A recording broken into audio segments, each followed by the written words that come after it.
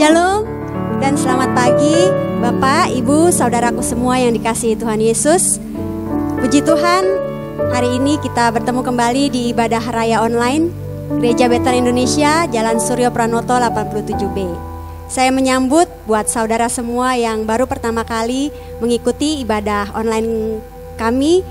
Selamat datang, selamat bergabung di ibadah online kami hari ini. Pagi ini kita mau sama-sama merayakan kebaikan Tuhan. Kita mau sama-sama dengan penuh sukacita, kita mau menyanyi, menari buat Tuhan, bersorak-sorai bagi nama Tuhan yang kudus, yang mulia, yang besar, yang dahsyat, yang terajaib buat kita semua. Boleh kita beri tepuk tangan yang meriah buat Tuhan kita Yesus Kristus. Haleluya, glory, haleluya, haleluya. Kami percaya Tuhan, Engkau ada bersama-sama dengan kami. Kami percaya Tuhan, Engkau hadir di setiap rumah-rumah kami. Kami percaya Tuhan, Engkau Allah yang bertahta di atas setiap pujian umat-Mu. Dan kami percaya Tuhan, saat Engkau bertahta, kuasa-Mu yang tidak terbatas itu Engkau curahkan atas setiap kami.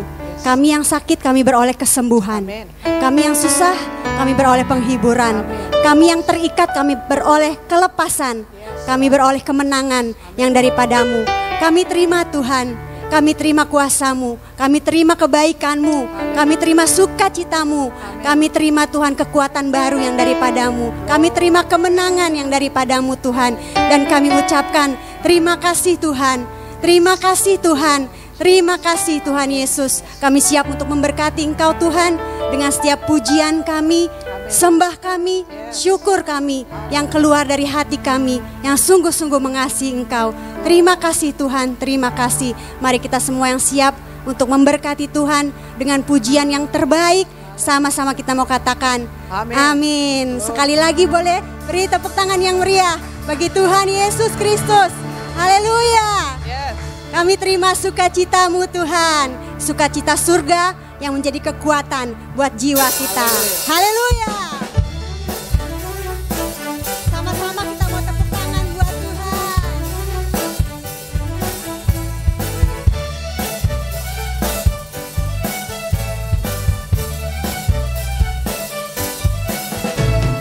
Terima sukacita surga, itulah kekuatan bagi jiwa. Dapat rasakan kasih-Nya di tengah badai yang bergelora. Terima sukacita surga, itulah kekuatan bagi jiwa. Ku dapat saksikan kuasa-Nya, taklukkan badai yang bergelora.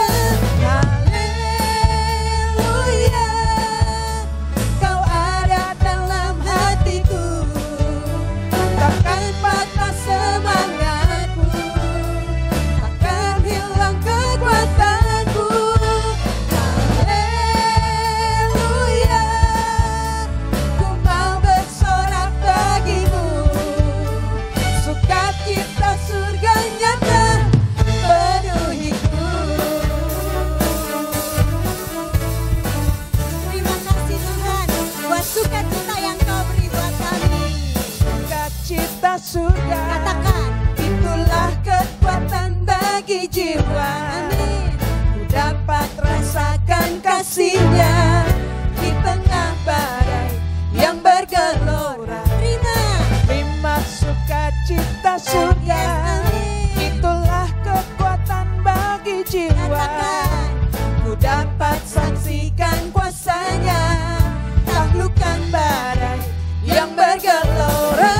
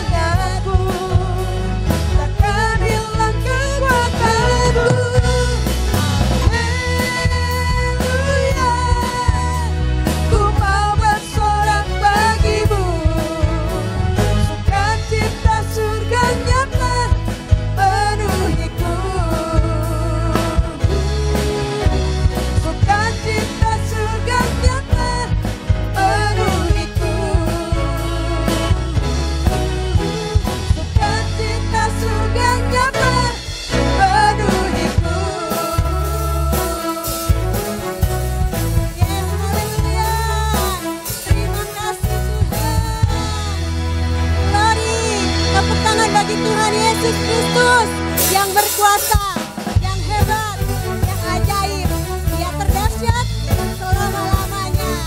Glory, haleluya. Namanya Tuhan, menara yang teguh, kota benteng perlindunganku. Katakan, Allah yang perkasa,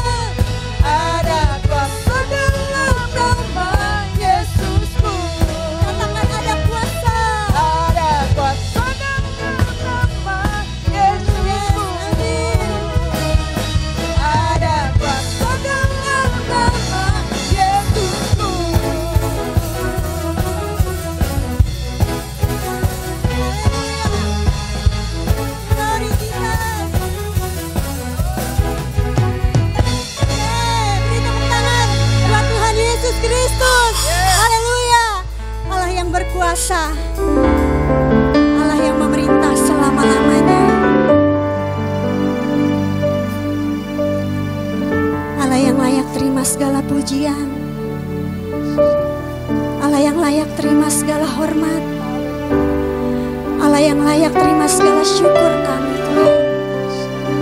Kau yang terbesar, Kau yang termulia, Kau yang teragung Yesus, Kristus Allah kami. Glory. Kau yang layak, Kau yang layak,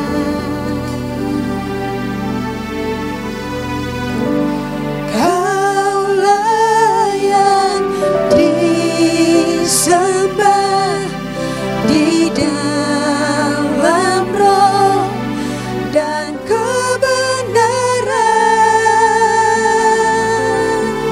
Kau yang layak,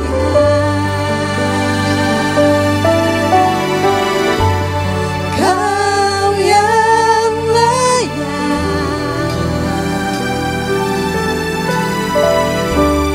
Kau layak disembah, ditinggikan untuk selamanya.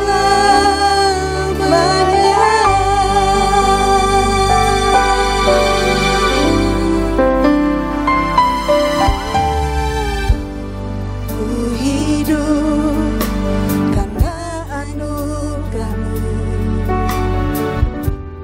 ku hidup karena kasih-Mu.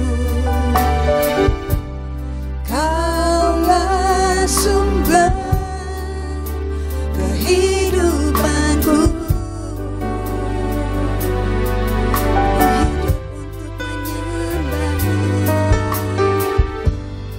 Ku hidup untuk menyembah-Mu. Katakan, ku hidup untuk menyenangkan-Mu.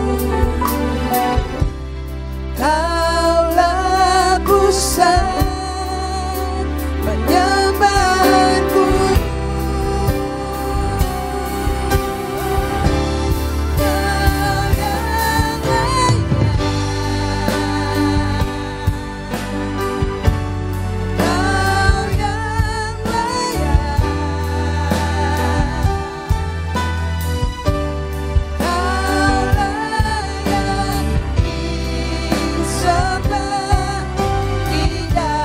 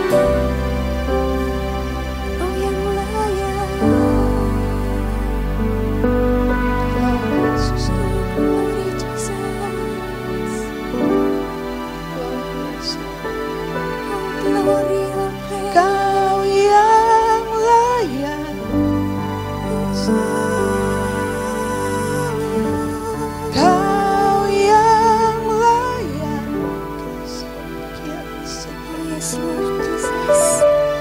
Kau layak disembah di dalam roh dan kebenaran. Kau yang layak. Kau yang layak. Kau layak disembah, ditinggikan untuk selamanya. Sekali lagi katakan, Kau yang layak Tuhan. Kau yang layak. Kau yang layak. Kau layak disembah di dalam roh dan Kau layak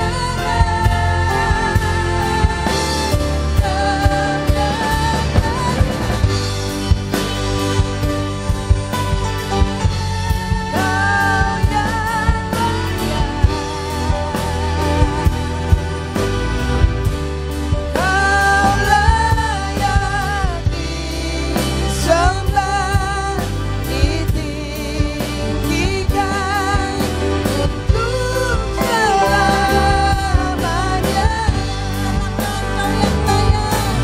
Kau yang layak ditinggikan.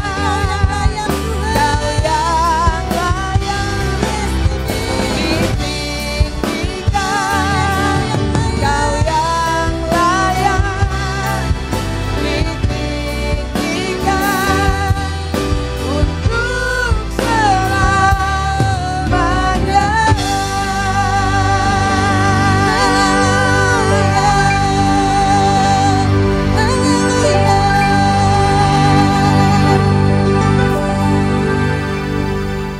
Selamat pagi, Shalom Bapak Ibu Saudara yang dikasihi Tuhan. Kita berjumpa lagi di pagi hari yang luar biasa ini. Mari Bapak Ibu, sebelum kita mulai belajar firman Tuhan, kita mau berdoa bersama. Bapa kami yang di surga, kami datang ke hadapan-Mu pada pagi hari ini. Tuhan, pimpin kami. Kami mau belajar firman-Mu Tuhan. Pimpin kami yang mendengar, pimpin saya yang berbicara. Supaya apa yang kami dengar hari ini, apa yang disampaikan hari ini menjadi kekuatan buat kami, menjadi kesegaran buat kami Tuhan. Sehingga kami semakin hari semakin bersemangat untuk mengubah diri kami serupa dengan diri-Mu Tuhan Yesus. Terima kasih Tuhan. Pimpin kami Tuhan Roh Kudus, dalam nama Tuhan Yesus. Yang percaya sama-sama katakan amin. Haleluya. Bapak Ibu Saudara, selama bulan Juli ini gereja kita punya tema bulanan. Nah, temanya adalah pengelola bukan pemilik. Jadi sepanjang bulan Juli kita akan belajar mengenai hal ini. Minggu kemarin, Bapak Ibu kalau masih ingat, kita belajar dari Bapak Heri Theo yang menggunakan perikop tentang perumpamaan tentang talenta, itu ya. Masih ingat kisahnya? Ada seorang tuan yang pergi ke negeri yang jauh, lalu tuan ini mempercayakan sebagian hartanya untuk dikelola oleh para pegawainya, gitu ya. Nah, sadarkah Bapak Ibu bahwa kisah itu adalah cerminan kita di bumi ini, bahwa kita adalah hamba-hambanya Tuhan, dan kita pun dipercayakan sebagian dari harta Tuhan untuk kita kelola. Harta apa aja itu? Yang pertama, harta benda.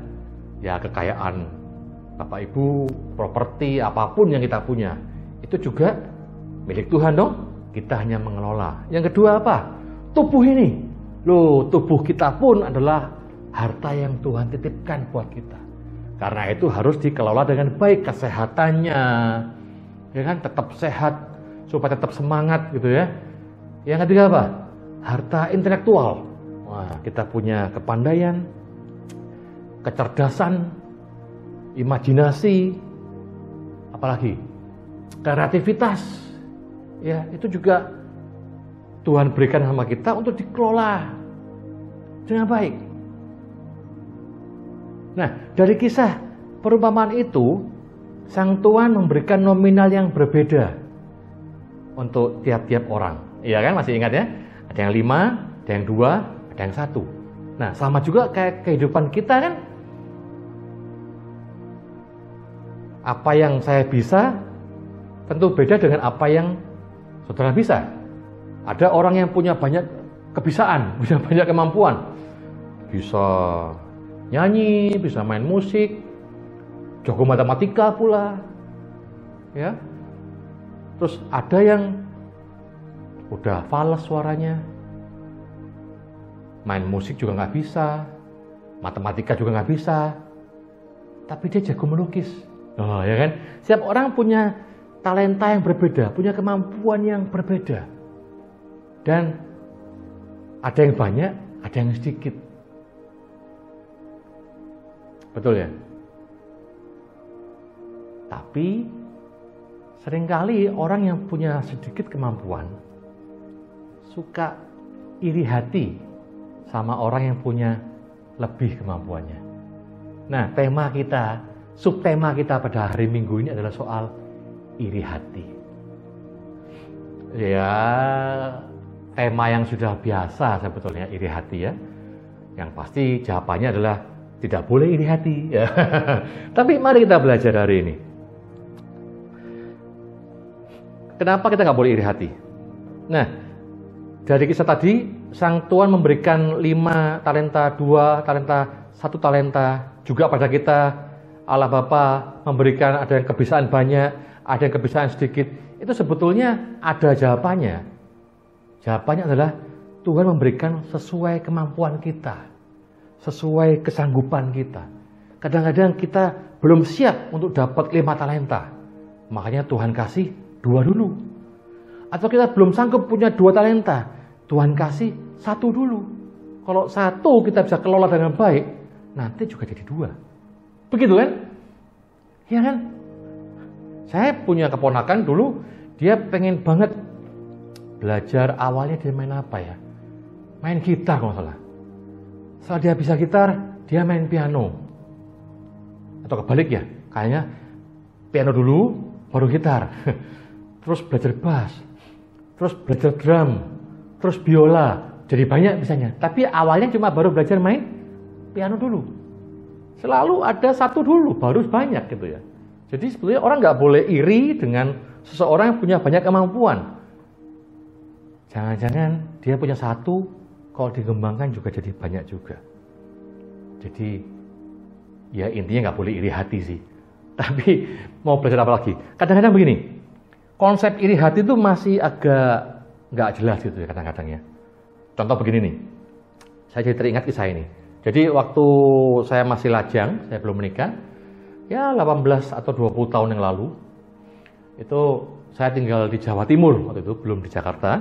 Nah, saya teringat kisah ini. Jadi hari itu saya mau berangkat kerja, saya lagi manasin kendaraan saya. Saya punya motor saya motor jadul tahun 90. Itu tahun 2000 ya, berarti ya udah tua umurnya. Itu kalau ngidupin tuh pakai kaki ya, diselak ya. Karena udah nggak bisa double starter, akinya mati. Diselak sampai lama baru nyala gitu ya. Nah, lagi saya manasin motor, udah nyala, saya lihat gak jauh di sana ada mobil tetangga. Tetangga saya tuh kaya. Yang di depan tuh kaya. Namanya Pak siapa saya lupa.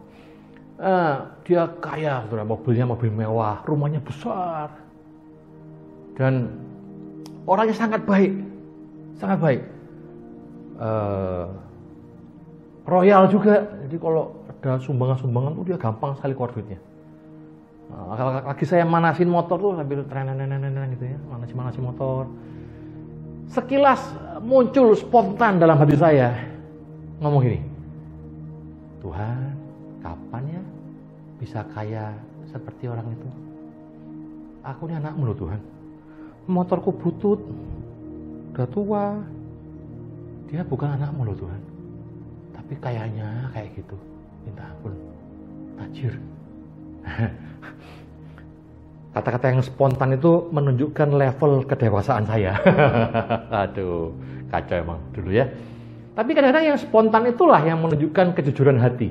Betul nggak sih? Bahwa ya saya masih perlu banyak belajar tentang apa arti diberkati Tuhan ya. Karena diberkati Tuhan nggak cuma soal kaya raya, harta, benda gitu ya. Nah, tapi waktu itu saya mikirnya begitu. Nah, menurut Bapak Ibu, saya mikir begitu tuh saya iri hati atau bukan? Nah, saya pikir iri hati atau bukan ya? Karena saya pikir itu bukan iri hati sih. Lalu saya cari definisi iri hati menurut Kamus Besar Bahasa Indonesia. Ternyata definisinya adalah merasa kurang senang melihat kelebihan orang lain. Jadi iri hati itu gak seneng kalau lihat orang lain itu berlebihan. Gak suka, marah kalau lihat kelebihan orang lain. Itu iri hati. Jadi tadi saya itu bukan iri hati. Saya kepengen punya kehidupan kayak dia gitu ya. Dan seringkali banyak orang punya keinginan kayak saya tadi. Betul gak sih? Kepengen punya hidupnya orang lain. Hati-hati.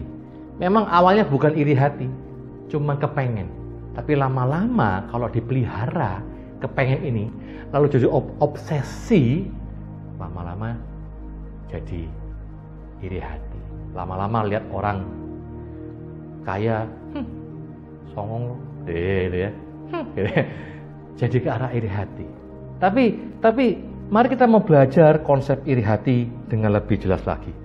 Apa sih iri hati itu? Nah, untuk itu kita akan bahas dari Matius 20 ayat yang pertama sampai ke-15. Karena kalau cuman kepengen itu belum iri hati. Misalkan brokoli. Tahu brokoli ya? Brokoli makan bakso gitu. Wah, saya lihat kepengen. Enak banget ya. Nah, itu baru kepengen. Masa saya iri hati? Bakso enggak lah ya, itu kepengen. Nah, jadi kayak apa sih iri hati itu? Yuk kita belajar. Saya bacakan ya, Matius 20 ayat pertama sampai 15 saya bacakan. Dan sekalian saya perjelas supaya menghemat waktu. Ayat pertama.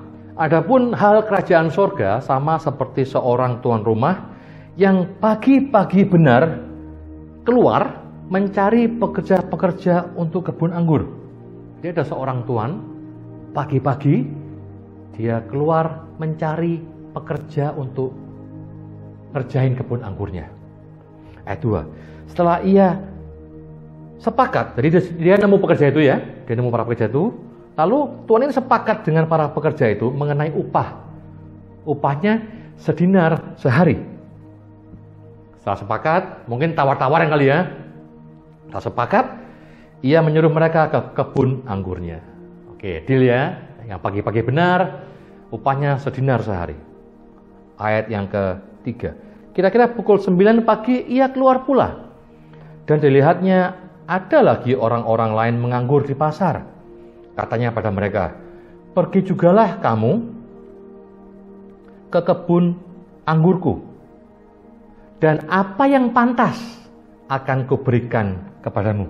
Dan mereka pun pergi.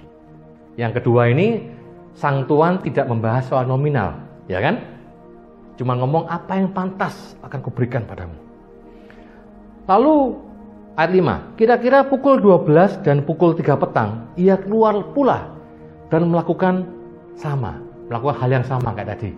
Dia ketemu orang, ayo kerja, kuberikan apa yang pantas padamu, gitu ya.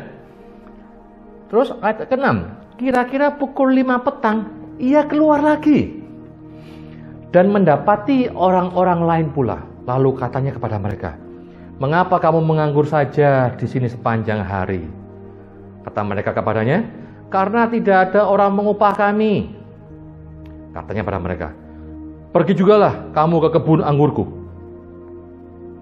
Nah, yang terakhir ini, yang jam 5 sore ini, sang tuan bahkan nggak ngomong bakal digaji. Iya nggak sih? Kalau yang tadi kan, yang pertama bilang sedinar. Yang jam 9, 12, jam 3, dia bilang apa yang pantas akan kuberikan. Buat yang jam 5 sore, sang tuan nggak ngomong soal bayaran. Dia cuma bilang, pergi juga kamu ke kebun anggurku. Udah, nggak ngomong bakal dikasih apa. Nah, lalu ayat 8, ketika hari malam, tuan itu berkata kepada mandornya, panggillah pekerja-pekerja itu dan bayarkan upah mereka. Mulai dengan mereka yang masuk terakhir hingga mereka yang masuk terdahulu. Maka datanglah mereka yang mulai bekerja kira-kira pukul 5. Dan mereka yang menerima masing-masing berapa? 1 dinar. Ternyata buat yang jam 5 sore baru masuk itu, tuannya kasih 1 dinar. Juga terhadap orang yang datang jam 9, jam 12, jam 3, semua dapat 1 dinar. Ayat 10, kemudian datanglah mereka yang masuk terdahulu. Sangkanya akan mendapat lebih banyak, tapi mereka pun menerima masing-masing 1 dinar juga. Ketika mereka menerimanya, mereka bersungut-sungut kepada tuan itu. Katanya, mereka yang masuk terakhir ini hanya bekerja 1 jam, dan engkau menyamakan mereka dengan kami yang sehari suntuk bekerja berat dan menanggung panas terik matahari. Tetapi Tuhan itu menjawab seorang dari mereka, saudara, aku tidak berlaku tidak adil terhadap kamu. Bukankah kita telah sepakat sedinar sehari? Berarti yang protes ini adalah orang-orang yang pagi-pagi benar mulai bekerja. Karena ada kesepakatan sedinar. Yang lain kan nggak ada kesepakatan harga. Ya. Lalu ayat 14, ambillah bagianmu dan pergilah. Aku mau memberikan kepada orang yang masuk terakhir ini sama seperti kepadamu. Tidakkah aku bebas mempergunakan milikku menurut kehendak hatiku? Atau iri hatikah engkau karena aku murah hati? Nah, ini dia. Di sini kita belajar tentang konsep iri hati. Mengapa orang yang datang pertama, yang kerja dari pagi, itu nggak senang? Kenapa? Apakah sang tuan ingkar janji? Enggak, sang tuan tetap kasih 1 dinar sesuai janjinya. Apakah mereka dirugikan? Mereka nggak rugi karena memang udah sepakat 1 dinar kan? Dan tuannya kasih tidak kurang dari yang dijanjikan. Jadi mereka nggak rugi, sang tuan juga tidak berbohong, tidak ingkar janji. Terus mereka marah kenapa coba? Mereka marah kenapa? Bukankah sesuai dengan kesepakatan 1 dinar? Mereka marah, mereka nggak senang karena orang lain dapat lebih baik dari mereka. Mereka maunya diri sendiri itu dapat selalu yang terbaik. Jadi konsep iri hati itu adalah dia nggak mau orang lain dapat lebih dari dia. Iri hati itu orang yang nggak mau orang lain dapat lebih baik. Maunya dia selalu dapat yang paling baik. Itu iri hati. Orang iri hati karena selalu ingin paling diuntungkan. Selalu paling ingin dipuji. Selalu ingin paling bersinar. Dan nggak terima kalau orang lain dapat lebih baik. Nggak terima kalau orang lain lebih mudah jalannya. Nggak terima kalau orang lain dapat dapat sesuatu kemudahan yang lebih itu. Nggak terima kalau orang lain dikasihi oleh tuannya lebih gitu. Jadi kalau sudah di kantor tempat bekerja, saudara bekerja, punya rekan kerja, kerjaanmu lebih banyak, kerjaan dia lebih sedikit. Anda lebih berpengalaman, dia tidak begitu berpengalaman. Bahkan dia seringkali minta tolong sama Anda. Tapi gajimu sama. Anda terima nggak? Atau Anda nggak terima? Kalau Anda nggak terima, mungkin Anda termasuk iri hati. Mungkin, saya nggak berhak menghakimi. Mungkin. Coba renungkan sebentar. Mungkin Anda iri hati? Rekan sepelayanan, sama-sama melayani, sama-sama kerja keras, Tapi rekan saudara lebih bersinar, lebih sering dipuji. Entah kenapa bisa begitu. Pernah alami itu? Mungkin ada yang pernah. Pernahkah saudara marah karena itu? Bersungut-sungut karena itu? Kerja sama, pelayanan sama. Kok dia lebih bersinar sih? Lebih dianggap orang. Kok saya nggak dianggap orang sih? Hati-hati. Jangan-jangan Anda kena virus iri hati. Jadi iri hati itu bukan karena kita dihina, kalau kita marah, bukan. Tapi karena orang lain dapat lebih baik. Ini agak dalam sebetulnya. Itu iri hati, saudara. Konsepnya. Bukan soal kepengen hidupnya orang lain, kepengen jadi kayak orang lain, bukan. Tapi nggak demen aja, nggak suka aja kalau orang lain lebih baik dari saudara. Dan ada efek yang sangat buruk dari iri hati. Kalau saudara iri hati kayak tadi, maka hidupmu itu pasti nggak tenang. Pikiranmu pasti banyak macam-macam. Betul nggak? Saudara pasti banyak sungut-sungut. Gitu ya. Sering begitu. Bete. Ngeselinnya orang. Hidupmu nggak tenang. Hidupmu penuh pikiran negatif. Hidupmu pikiranmu nggak pernah ada ucapan syukur. Bete aja bawanya. Kesel aja. Bersungut-sungut aja. Ingat saudara, pikiran yang selalu marah, hati yang tidak pernah damai, itu bikin asam lambung naik. Itu bikin tensi darah naik. Asam lambung, darah tinggi, waduh, lama-lama stroke. Kenapa? Karena pikiran hati kita tuh mempengaruhi tubuh kita. Hati-hati saudara. Kalau saudara iri hati, apalagi sampai mendarah daging, gitu ya, waduh, hidupmu nggak tenang. Bahkan Ayub 5 ayat 2 bilang begini, sesungguhnya orang bodoh dibunuh oleh sakit hati, dan orang bebal dimatikan oleh iri hati. Iri hati bisa mematikan, saudara. Yakobus 3 ayat 16, sebab di mana ada iri hati dan mementingkan diri sendiri, di situ ada kekacauan dan segala macam perbuatan jahat. Iri hati awalnya kayak sepele ya, cuma nggak seneng aja orang lain dapat lebih baik. Tapi justru itu adalah pintu masuk untuk segala kekacauan. Pintu masuk untuk segala macam perbuatan jahat. Kata Yakobus 3:16. Hati-hati dengan iri hati. Mulai hari ini mulai perhatikan reaksi hatimu ketika melihat orang lain dapat kemudahan, lihat orang lain dapat pujian. Hatimu marah nggak? Mulai peka dengan hatimu. Hati-hati dengan iri hati. Yang kedua, iri hati membuat hubungan kita rusak. Iri hati merusak hubungan dengan orang lain. Ya gimana nggak rusak kalau saudara iri hati sama orang, saudara kesel sama dia, ya gimana mau berteman, gimana mau bersahabat, ya kan? Bahkan antar saudara yang iri hati bisa terjadi pembunuhan. Kain dan Habel karena iri hati terjadilah pembunuhan pertama di Alkitab.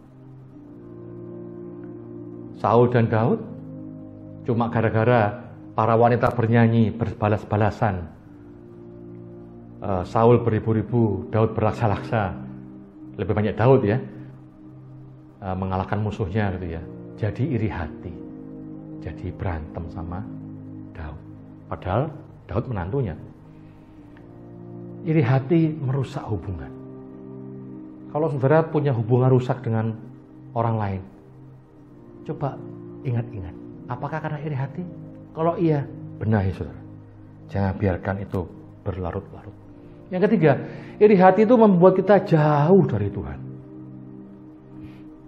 Kenapa? Karena iri hati marah karena orang lain dapat lebih baik, itu ujung-ujungnya pasti protes ke Tuhan. Merasa Tuhan gak fair, Tuhan gak adil gitu ya.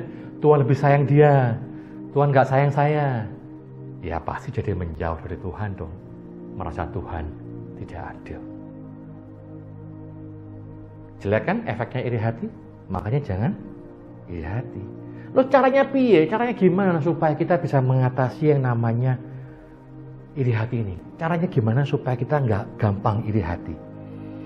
Paling nggak ada 3 cara. Ya, bisa saya sarankan buat Bapak Ibu Saudara. Yang pertama, perhatikan apa yang kita punya. Kalau kayak tadi, ada hamba punya 5 talenta, ada yang 2, ada yang 1. Lalu yang 1 talenta ini iri hati dengan yang 2 dan yang punya yang 5. Dia lupa bahwa at least dia punya 1 talenta. Paling enggak dia punya 1 talenta. Jangan lihat apa yang orang punya. Lihat apa yang kamu punya. Jangan lihat apa yang orang punya. Lihat apa yang saya punya. Jangan lihat apa yang saya nggak punya. Perhatikan apa yang saya punya. Mungkin saudara pesek hidungnya. Kalau saudara iri hati sama orang yang mancung, jangan. Mungkin saudara pesek, tapi lihat apa yang saudara punya. Saya pesek, tapi saya rambutnya tebal. Dia mancung, tapi rambutnya rontok. Nah, ya kan? Selalu ada yang apa yang kita punya itu baik gitu loh. Ya rambutnya rontok, memang rambutku rontok. Tapi karena aku botak, maka aku anti ketombe. Aku gak pernah ketombean.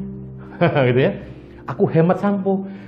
Selalu lihat apa yang baik dari yang kita punya. Pasti ada yang baik dari yang kita punya.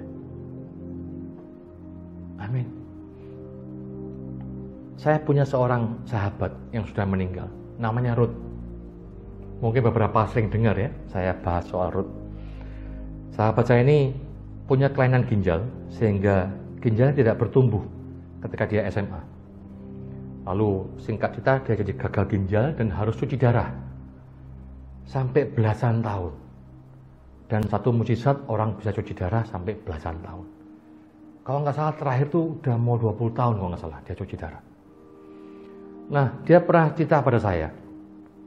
Suatu ketika dia sedang dirawat di rumah sakit, dia melihat ke jendela dan dia lihat para pekerja taman di rumah sakit itu sedang motong-motong rumput gitu ya.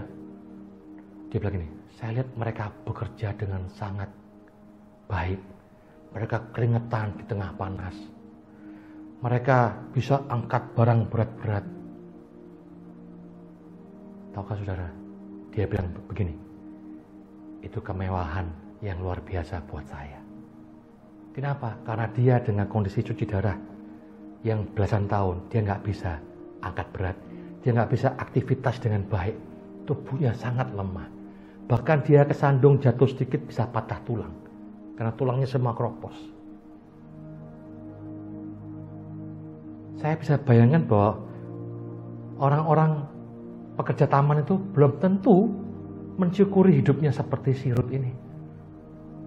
Si Ruth cuma, dia bilang, kalau aku bisa punya tubuh kayak gitu, aku sudah sangat bersyukur. Padahal orang yang punya tubuh sehat belum tentu bisa bersyukur.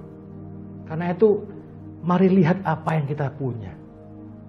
Jangan perhatikan apa yang kita nggak punya. Repot kalau udah seandainya, jadi penuh iri hati nanti kita. Jadi hal pertama supaya kita nggak iri hati, perhatikan apa yang kita punya. Mungkin kita nggak punya pasangan, tidak apa-apa. Saya punya keluarga yang baik, saya punya teman-teman yang banyak. Mungkin kita nggak punya anak, nggak apa-apa. Saya punya banyak anak rohani. Perhatikan apa yang kita punya. Amin. Yang kedua, gimana supaya kita tidak iri hati? Yang kedua, ingatlah bahwa setiap orang punya pergumulannya masing-masing. Ini perlu ini. Setiap orang punya pergumulannya masing-masing. Ingat kisah saya tadi di awal? Waktu saya manasin motor, lihat tetangga saya kaya raya gitu ya. Pengen kayak dia. Tahu saudara, beberapa waktu kemudian ada kabar bahwa bapak itu tangkap polisi. Ternyata bapak itu memproduksi narkoba, memproduksi sabu-sabu. ditangkap polisi lah. Ya nggak heran, duitnya banyak.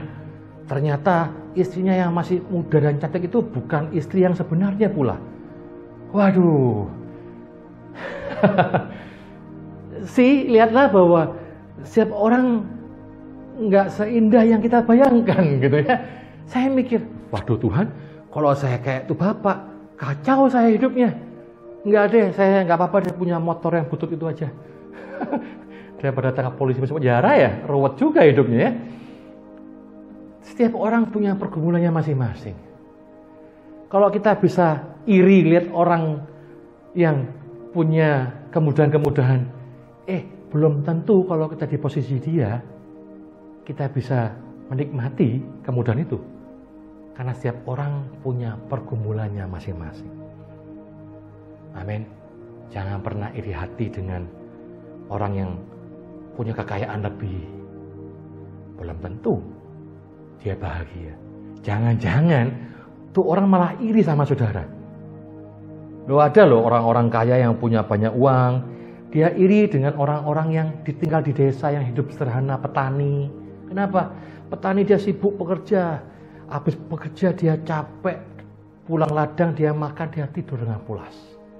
Sedangkan orang-orang kaya di kota uangnya banyak sampai tengah malam ngurusin saham. Aduh, ngurusin bisnis gak kelar-kelar. Setiap orang punya pencobaannya masing-masing. Setiap orang punya pergumulannya. Jangan iri hati dengan hidupnya orang lain. Amin. Dan yang ketiga apa? Yang ketiga bahwa Tuhan itu tahu kemampuan kita. Tuhan itu tahu kesanggupan kita. Jadi janganlah iri sama orang lain. Kalau orang lain dikasih lebih sama Tuhan, dikasih banyak hal yang mudah buat dia, mungkin dia sanggup untuk itu. Sedangkan kita nggak sanggup kali. Contoh begini, seseorang cuma punya motor awalnya. Dia punya motor, lalu dia berkeluarga, masih punya motor doang. Dia punya anak, masih punya motor doang. Lalu dia pikir, Tuhan, aku sudah punya istri, punya anak, naik motor kan susah Tuhan, bertiga. Sempit gitu loh. Mbok Tuhan kasih mobil. Gitu kan? Seandainya Tuhan langsung jawab, yaudah nih mobilnya, Tuhan kasih mobil, jebret.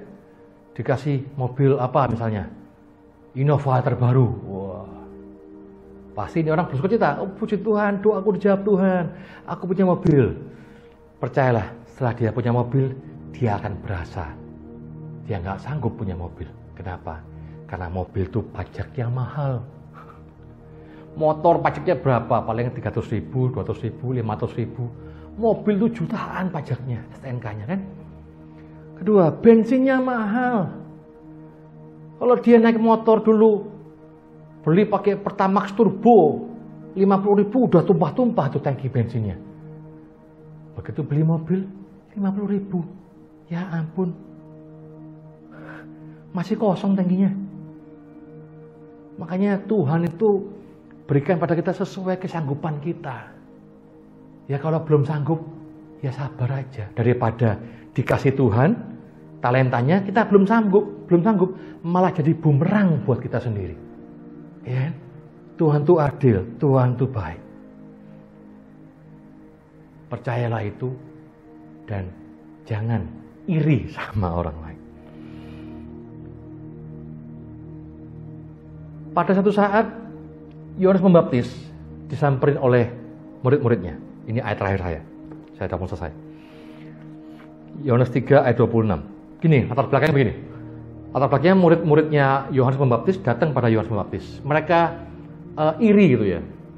Mereka melihat bahwa banyak orang yang dibaptis oleh Tuhan Yesus gitu ya. Oleh murid-murid Tuhan Yesus juga. Dan sepertinya mereka mulai kalah kuota, kalah omset gitu ya. Jadi kayak persaingan bisnis gitu ya. Kita baca, Yohanes 3 ayat 26.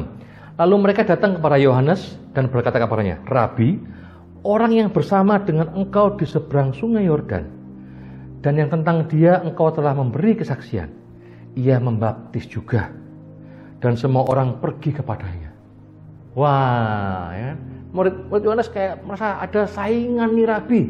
Gimana dong? Kita belajar dari perkataan Yohanes Pembaptis.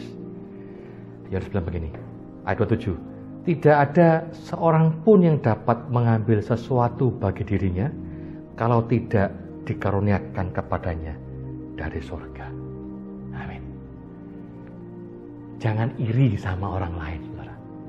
Karena kalaupun dia punya, itu dikaruniakan dari surga buat dia. Kalaupun dia punya, itu Tuhan berikan talenta buat dia. Jangan iri. Pandang apa yang kita punya. Biarpun cuma 1 talenta, usahakan kelola dengan baik, kembangkan. Nanti bisa jadi 1,5 talenta. Jadi 2 talenta, 2,5, 3, lama-lama jadi banyak. Amin. Pandang apa yang kita miliki, kita punya. Yang kedua, ingatlah bahwa setiap orang punya pergumulannya masing-masing. Yang ketiga, Tuhan itu adil. Semua itu Tuhan yang beri sesuai kesanggupan kita. Amin. Jadi, janganlah iri hati. Haleluya. Mari kita berdoa. Bapa, kami sudah dengar firman-Mu. Biar apa yang kami dengar hari ini Tuhan, dapat Engkau perjelas lebih dalam lagi sesuai kondisi kami masing-masing. Karena setiap kami punya kondisi yang berbeda-beda Tuhan. Tuhan Roh Kudus, Kau yang ajari kami lebih lagi sesuai apa yang kami alami hari-hari ini. Pimpin kami Tuhan, supaya kami enggak jadi orang-orang yang iri hati. Karena efek dari iri hati itu sangat buruk. Pimpin kami Tuhan, untuk bisa selalu mengucap syukur dengan apa yang kami punya. Untuk selalu bisa melihat bahwa Engkau selalu baik buat kami. Terima kasih Tuhan. Dalam nama Tuhan Yesus Kristus, sama-sama katakan, amin. Bapak Ibu Saudara, hari ini tanggal 19 Juli, tepat 1 tahun Ibu Susana Engkawijaya, atau yang kita sering kenal dengan Ibu Maria Sanfang, Ibu Gembala kita yang terdahulu, meninggal pas tanggal 19 Juli. Gak terasa ya, sudah 1 tahun. Dan tentu banyak kenangan yang indah, banyak teladan yang luar biasa dari almarhum Ibu Susana Engkawijaya. Dan berikut kita akan saksikan in memoriam dari Ibu almarhum Susana Engkawijaya melalui pujian berikut ini. Mari kita dengarkan dan lihat.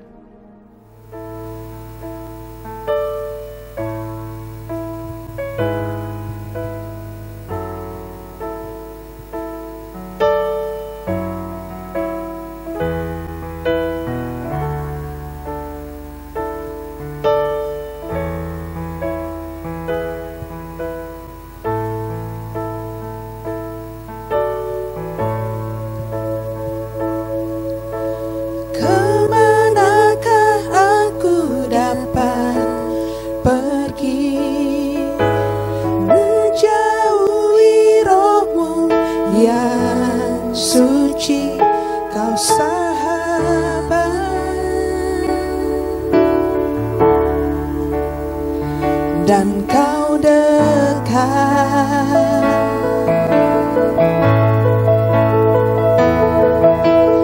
bahkan seluruh pengabdianku tak bisa membalas kesetiaanmu.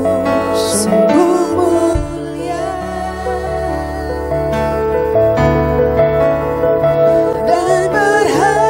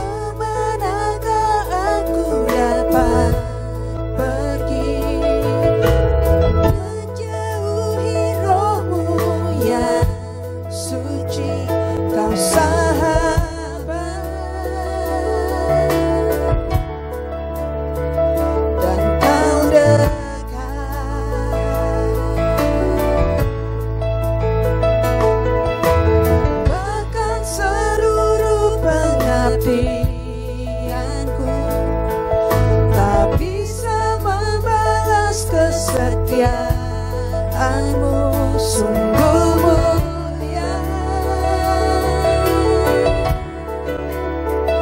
dan berharga. Sungguh besar pengorbanan-Mu bagiku, terlalu dalam untuk dimengerti. Sungguh besar, sungguh indah yang Kau pikirkan tentangku, tak terselami bagiku. Sungguh indah, sungguh besar pengorbanan-Mu bagiku, terlalu dalam untuk dimengerti. Sungguh besar, sungguh indah yang Kau pikirkan tentangku, tak terselami bagiku. Sungguh indah, sungguh besar, sungguh indah pengorbanan-Mu bagiku, terlalu dalam untuk dimengerti. Sungguh besar, sungguh indah yang Kau pikirkan tentangku, tak terselami bagiku. Sungguh indah, sungguh indah, sungguh indah.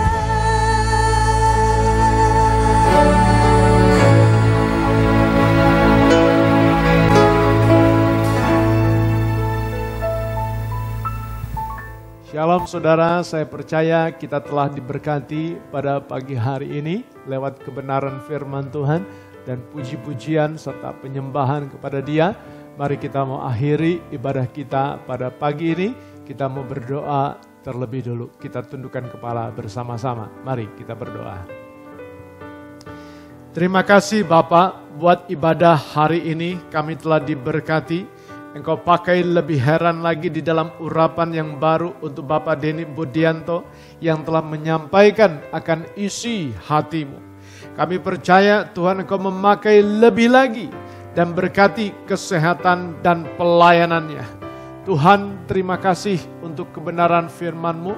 Perbaharui terus hati dan pikiran kami untuk boleh memiliki hati yang tulus, hati yang murni, yang suci di hadapan-Mu. Sehingga tidak ada tempat bagi iri hati dan cemburu. Tetapi sungguh hati Kristus, hatinya Tuhan, itu sungguh-sungguh adalah hati yang tulus dan murni, yang penuh dengan belas kasihan kepada jiwa-jiwa itu yang ada di dalam setiap hati jemaat-Mu. Terima kasih Tuhan Yesus. Perbaharui terus Tuhan hati kami, karena Engkaulah yang menyelidiki dan tidak ada yang tersembunyi di hadapan-Mu. Hati dan pikiran kami adalah milik-Mu dan kepunyaan-Mu. Engkau berdaulat penuh atas setiap apa yang kami pikirkan, apa yang ada dalam hati ini. Terima kasih Bapa, Dan kami percaya, kami berdoa Tuhan untuk setiap jemaat-Mu, jemaat yang Engkau kasihi. Sepanjang minggu ke depan Engkau akan terus menyertai kami di dalam kesehatan dan kekuatan-Mu. Bahkan Engkau Tuhan yang akan memberkati segala apa yang kami perlukan. Segala apa yang kami butuhkan Engkau akan menyediakannya. Terima kasih Bapa, terima kasih. Dalam nama Tuhan Yesus Kristus kami bersyukur dan berdoa. Saudara-saudara terkasih di dalam Tuhan, mari saudara kita mau berdiri bersama-sama. Kita mau membuka kedua tangan kita dan kita mau menerima berkat Tuhan pagi ini. Tuhan memberkatimu dan melindungimu. Tuhan menyinarimu dengan wajahnya dan memberi engkau kasih karunia. Tuhan menghadapkan wajahnya kepadamu dan memberi engkau damai sejahtera. Kasih karunia dan damai sejahtera dari Allah Bapa kita di sorga. Dan dari Tuhan kita Yesus Kristus dalam persekutuan kuasa Roh Kudus.